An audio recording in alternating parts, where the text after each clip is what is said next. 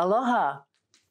We are by the fire because winter is coming. And we wanted to be warm while we were doing this. Now, you've had several weeks. I haven't been pumping out the videos because I really felt strongly that it was really a time for people to try to work with the meditations at hand. You can, I even actually tried doing each 5-minute meditation back to back, and it kind of worked for me. So I thought, okay, well, maybe they'll find their way to that. I did get some feedback from one of my viewers who was going to go through an eye operation, and through meditating and visualizing, we worked together. She had an aneurysm in her eye. She was able to shrink her aneurysm by 2 millimeters. So I don't think that's supposed to be possible in the realm of regular science, but I always love when people go to the doctor and find something else has happened. That's a time where people were very adamant about science and science being 3D oriented and materialism and all of that. But right now, we are all going through a shift in time, a shift in our consciousness. And I think it's really clear that that is what is happening right now. The system is falling apart. Now, it had been predicted for a while, and astrologers in, I think, 2018 and 2019 were having a field day because they could see the possibilities. And when it began happening, they were like, wow, okay. I mean, some even predicted pandemic. When I view YouTube, I notice there are quite a number of people that are coming out and they're speaking on a metaphysical level, and they have millions of people watching them, following them. For me, looking at that, I see that things are changing and shifting, even if the mainstream media and the boomers or a lot of materialists, the people who are running the world, the corporations and stuff, they're focused very much on 3D while the people are suffering. And so when I was guided to do these videos, my intention was to help people who are healing, who need healing, but also to help people who are trying to come to some sort of a harmony with the sort of schizophrenic world that we live in, because people say, okay, you know, your imagination is one thing, but science is another. But I've done a lot. In fact, I actually did a PhD where I was talking about alternative healing, and it was out of political science. And what I showed in my dissertation was that, in fact, when the scientists, so many of them, are saying that, for example, climate change isn't accurate, there is no such thing as hands-on healing, there is no such thing as distance healing, that in fact there is quite a lot of very strong scientific evidence that distance healing, remote viewing, things like that are real. Why wouldn't people allow that information to get out? Because they were understanding this. They were seeing that the Newtonian Cartesian model of what is the natural world, you know, so another way of saying it is, what is real? What do we consider real? And it comes from the Newtonian Cartesian model or theory, and that's called classical physics. But that was wonderful. In my opinion, it was wonderful when that came about, because at the time that it was coming about, it was like not even on the heels of, it was at the time that the Inquisition was taking place. And mostly women were being burnt at the stake. So many times it was because they were pagan, and they were healing people with herbs.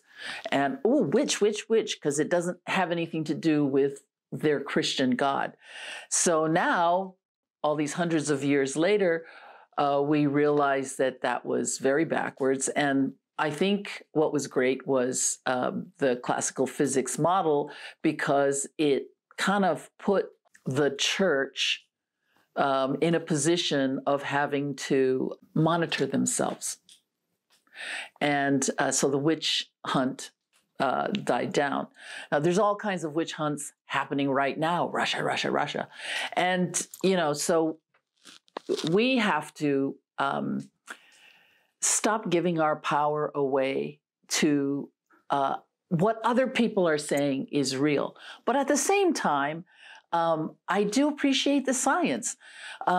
So when I did my dissertation and I found out that, in fact, they began to see that on a subatomic level, the laws were not cohering to the classical physics model, so that by the time 1927 came around, and that they had a conference and they were able to iterate the very first laws of what is now called quantum physics.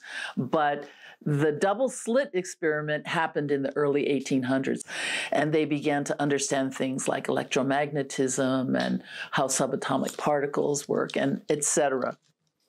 From what I'm talking about now, I am taking it from the book The Field, and I will link it below. But she lists there, Lynn McTaggart, she lists all of the science that has gone behind some of what we know today. So, for example, when I was a child and I was speaking to invisible people, my parents, they panicked. And it was only later when I was in college and I began to study all the history behind that. And I understood that their panic came from what was very real in their lifetime. If you spoke to invisible people, they would do things like perform lobotomies. They would put you in an insane asylum. And that's what my parents were afraid of. They said, you're going to be put in an insane asylum. But they were so afraid of that they reacted in a really strong way. And, people were very upset when I would say things, and especially when they would come true, that was not okay. So times have really changed, because the people coming in, as time goes on, the people coming in are much more comfortable. A lot of the psychics that you see on YouTube, they're very young, and they have no qualms about saying, yeah, that's what I'm feeling. And so they can channel things much more. There's not a lot of paranoia. There still is some. There's one girl that I watch all the time. I just love her. She's wonderful. And she always sort of goes to an apology. She goes, okay, I'm going to get a little woo-woo here. And she kind of goes into an apology. But the truth is, it's not woo-woo. So right till let's just cut to the chase. Here's what's real. The 3D world that we see, yes, it's real, but what is it? What is it really? So this is flesh and blood, but what they found is under all this, like when you go really, really way down, the material of you on a subatomic level, the particles, they call it particles, disappear. And in its place is energy, light waves, small little waves. And these waves they don't travel in a straight line. They just go everywhere. And they have found since then that all of these waves connect on a subatomic level with everything in the world. They connect to each other. Okay. So, and what do they do when they connect? They pass along information. So it's all about information. So even if you don't see anything in the air, there's light waves going through the air. Obviously, if there's light waves, but there's all kinds of energetic waves. So because we are in the position that we are now, I'd like to go straight to just accepting that that there are that we are made up of light. They've already proven that too. We have photons in us. We have light in us. And we are energetic. And when we die, there is still energy there, and it lifts and it goes somewhere else. It just sort of, there's a bond that's broken. They don't know exactly how, but the energy never dies. So that's where the indigenous people or the Nostradamus people or people that were really sensitive, they understood it from a very long time ago. Plato talked about it. He talked about the realm of form, the realm of ideas, you know. So a more accurate description of reality, of the reality of nature, the more accurate description of nature is quantum physics. And underneath that is classical physics. That's 3D. Okay, so the reason why I'm starting this all like this is because, number one, we're going through a shift in consciousness, and everybody knows that. And so we can just relax and get to learn about ourselves in another way, meaning we, you, all of us are interconnected. Two, we are much greater than we've been thinking we are. Number three, we call things magic when they happen, like synchronistically. Wow, that was magical. But actually, that's part of the natural world. And if you're in sync with yourself, you don't cause things to happen on the outside world by, you know, you better give me that, or you don't, that's like really low level stuff. If you want something to happen, it happens on the inner realms first, in the energetic level. And you have to understand how to get in touch with that level, because that level doesn't speak English, German, Spanish, Hawaiian. It speaks through wave interference, which is phase, amplitude, and frequency. So if you want to bring things in your life, you must raise your vibration to the level of the thing you want to create. So here we are like this, and then there's the universe like this. Everything in the universe is moving, it's energetic, it's connecting and speaking to each other. That universe is what many people call God, the divine, all that is. There's a scientist who writes a lot, Dean Radin. He calls it consciousness with a capital C, because it's all about consciousness. And it's from consciousness that everything is created. Now, why is it so important to bring this out now? Well, a lot of people have been talking about it, but they've been, I don't know if they're skirting around it. I'm pretty sure some people, I'm watching people talking very clearly about aliens, and they don't have any compunction to edit themselves. And I'm not talking about people that, you know, have tin foil around their head. I'm talking about people who are quite intelligent. They're not kooks. They are people who have actually witnessed UFOs. I've actually witnessed UFOs. I'm not a kook. I am a kook. But you know what? I actually witnessed UFOs when I lived in Sedona.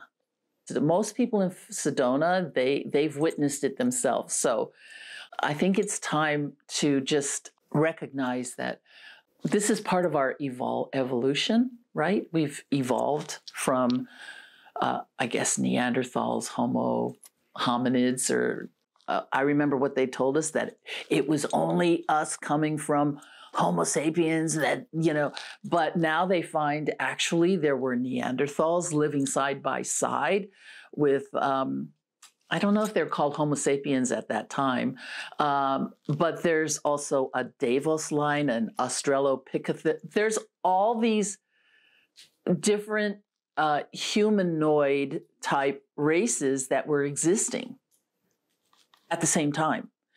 So that's just to tell you, we don't know everything about how this whole thing started. And, science can tell you they think it's this, but DNA is showing something different. Because they are finding, for example, that quite a number of people still have traces of Neanderthal DNA in them. So I think it's exciting. If you watch the mainstream media, it's very depressing because they just want to keep us in a certain way. They don't want to talk about climate change. They don't want to talk about corporate influence on our lives. They don't want to talk about the injustice and of the wealthy against most of the people on the planet. So, we think, oh my gosh, dire straits, the world is just going to, collapse because of the environment. And I was thinking that also for a while, like, what the heck? I'm getting really angry at human beings because they wouldn't make their governments change. But I have a different view of that now, and I think that there is reason to hope. And when I do my readings, all my readings are saying, no, it's not going to. What's going to crash is the way this system is operating now, because it's no longer useful to humans or to the planet. So they're going to fight, but actually they're going to fight because some people benefit from what's going on now. So what I'm trying to do, especially since I know that many people who are here suffer, drug addicted, alcohol addicted, bad patterns in eating. There's just so many people who are hiding, workaholics, alcoholics, abusers. But most of the ones that I'm interested in are the sensitives. Like a lot of men are very sensitive, and they find when they're kids that they cry. But their parents were like, grow up. And big boys don't cry. And so they begin at a very early age to take their sensitivity, because part of that sensitivity, that emotion, is part of your communication. I mean, everything's energy, including emotions, including the thoughts that you think are made up of energy. So when you tell someone to not cry, you're basically telling them to stop being who they are. You're not teaching them how to work with who they are. You're telling them to shut it down. It's no good. And when you shut yourself down, after a while, you begin to think you've got something to hide. You begin to think, I don't want anybody to see who I really am, because you're hiding so much of yourself. And if your emotions being energy, you can't shut it in a closet. It's going to erupt after a while. And it's going to erupt in disruptive patterns, like sometimes violence. Sometimes people start acting out. Sometimes people start drinking when they get to a certain age, or promiscuous. They do that because they're trying to hide from themselves. And they've also learned that it's not important what's going on for them inside. It's only important what somebody else outside, an authority figure outside of you, tells you what's real and what's okay and what's not okay. Now, to an extent, that is true. I mean, for me, I taught my kids that violence is not okay, that you could use your words. There are all kinds of ways to deal with your anger. You could take that energy and put it into an art project. You can take that energy and put it into a debate. Whatever it is that your natural gift would be, you have to take the energy and find another way to do it. So there has been damage. The person that I was helping with her eye operation, I looked at her astrology chart, and she's pretty highly psychic, but she always pushed it aside, like, no, no, no, no, because of her environment. It wasn't safe to be sensitive or to see things. And but she did admit to me that, oh, that was really funny when I said, you know what, your chart says you're really psychic. And because this is happening in your left eye, I'm going to say that your spirit really is trying to tell you you can't keep shutting that down, because it's her receptive eye. And I said, you have this gift, but you've shut it down and now it's in your eye. So if you can open that up and recognize that you can actually do something with this, you can try to heal yourself. You can, you have to start listening to your true self, your authentic self, and stop being worried about the people around you. And that, it's difficult. I think a lot of young people don't realize just how difficult it was being raised in that environment when you were sensitive. So many people had to shut themselves down. So now the time has changed, and the time is changing, and people are looking, they're in chaos, and they're looking, well, what do we do? So my intention, however, is to teach you how to become more authentically yourself and to be more connected to all that is. That, to me, is where we need to go. I'm going to talk about healing, but I'm also going to talk about healing the planet. Because if you look at the hard science regarding the nature of what's happening in the environment, there's no way that we can fix it. We've gone past the due date. And according to that prognosis, we're in trouble. But if my guides are telling me the right thing, then I'm guessing, okay, the way we're going about it is not a good way. What other way is there? And if everything, let's just go by logic, if everything is energy at the bottom level, at the tiniest level, we're all energy. And they're also saying what's happening on the micro level doesn't happen on the macro level. That's been proven to be false. So if we are understanding that we are energy beings, we are light beings, we're energy, then it behooves us to go inside and connect to all that is, and to try to learn how to affect reality in a different way. I've been doing it on smaller levels, like in healing, for example, and healing people long distance, for example. I had a group that we were doing a group meditation, and I had everybody go to wherever they were called, but we were going to be rain. So we went through this very long meditation where we just visualized and imagined ourselves going through the process of being water, just going through it. And then once we're really there and we're breathing, I had them go to their intended places.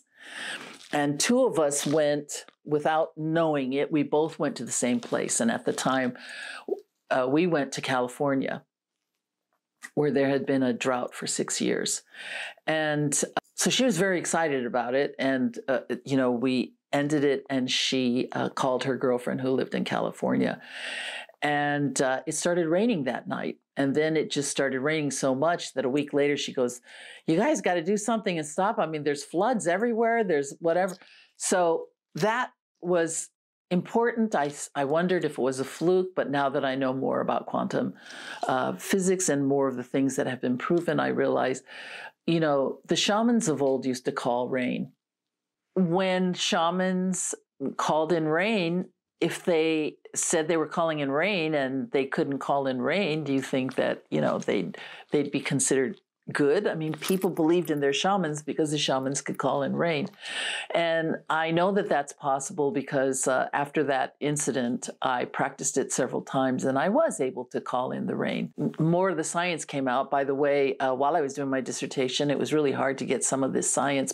They had a place called Stanford Research Institute, SRI, and they were doing quite a bit of this kind of research at Stanford. They also had it at Princeton, but the people who were funding it often were the military.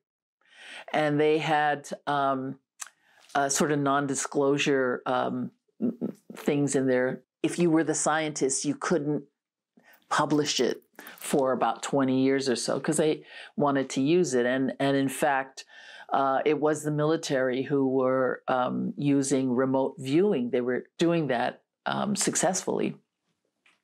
The Russians were doing it as well with great success. So this was not what we were told in school. This was not what we were told, that's all quackery. But the truth is that it's not quackery. So right now it's time. It's time. We can see it's time for us to evolve. And a little bit urgency, a little bit in my part, it could be wrong, but in my head, I'm thinking there's a little bit of urgency because we're at the time of this shift. And it would be great if we could get a lot of people to begin to meditate with the purpose not just of calming themselves down, but with the purpose of actually changing their mindset, with the purpose of actually opening themselves up to their own power.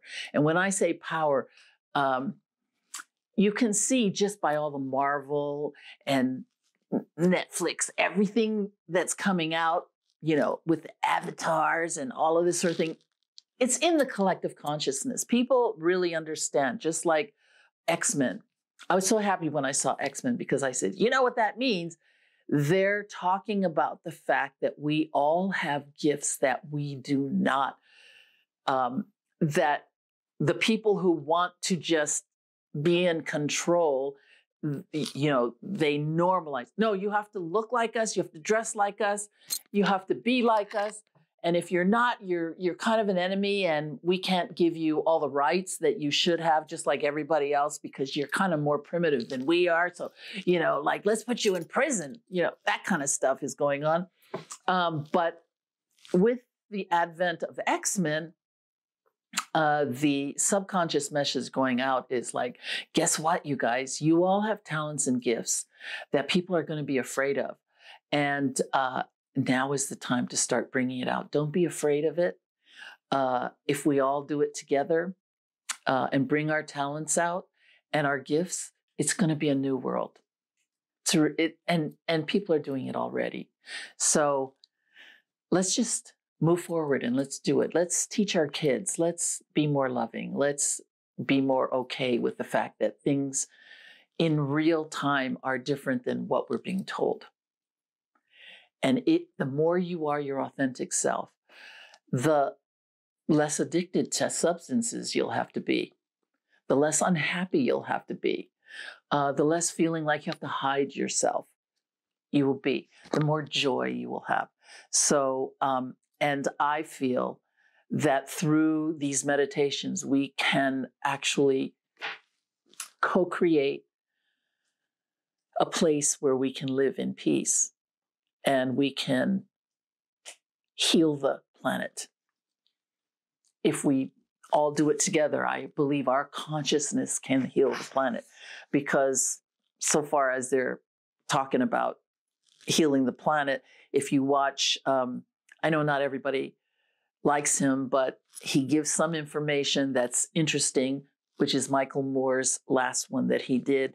And he was talking about how we haven't gone very far in climate change because so many of the people have been co-opted by the rich people, the rich, and so, and also some of the things they're doing, like the windmills and the solar panels, there are problems with that because in order to make a lot of the solar panels, obviously you have to mine quartz because they're making a lot of the inside of it with quartz, and they have to blow up whole mountains to get to that stuff. So that's not good either. So we have to find another way to do it. And I think the energy of going to our powers and sinking in with unconditional love and giving a little bit of a surrender, you have to choose to surrender. You have to choose to surrender to the greater good. So that's a choice, and mankind has a choice, and many people don't choose that. They would rather just not think about it and let it be somebody else's problem and use the energy as much as they can and kill whole swaths of people so that you can steal their resources. That is not working. It's not going to work. It's not sustainable. We might as well try this other thing where we can actually co-create with the universe and heal this planet. So that's my goal. That's what I'm trying to do, and hope you can come along with us.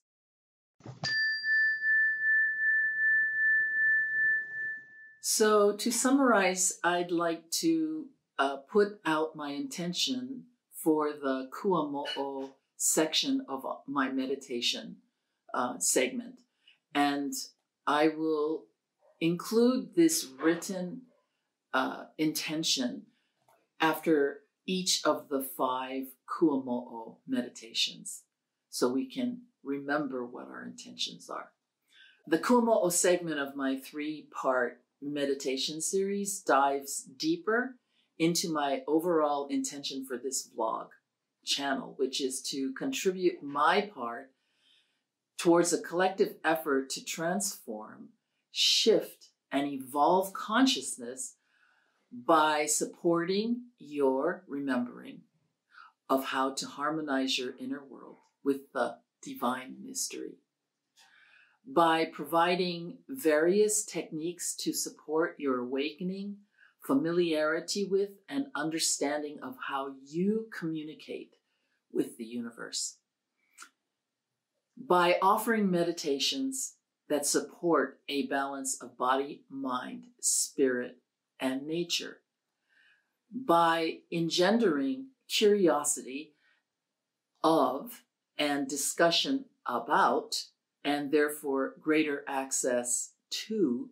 your natural psi and healing capabilities, by practicing manifestation and co-creation with spirit, by participating in a collective intention to heal the planet and all its denizens for the greatest good of all concerned, by contributing to the ushering in of the new way, by normalizing a more quantum epistemology or approach to knowing, instead of singularly cleaving to the Newtonian Cartesian hierarchical duality of the classic 3D mindset.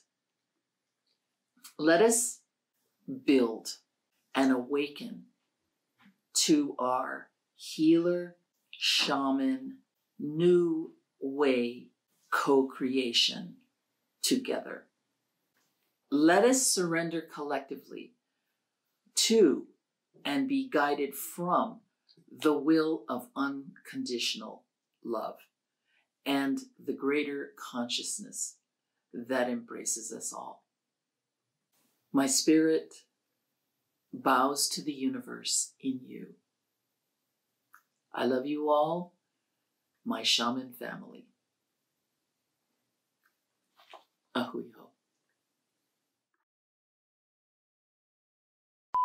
It's warm. I'm so glad I'm sitting by this fire, I have to tell you.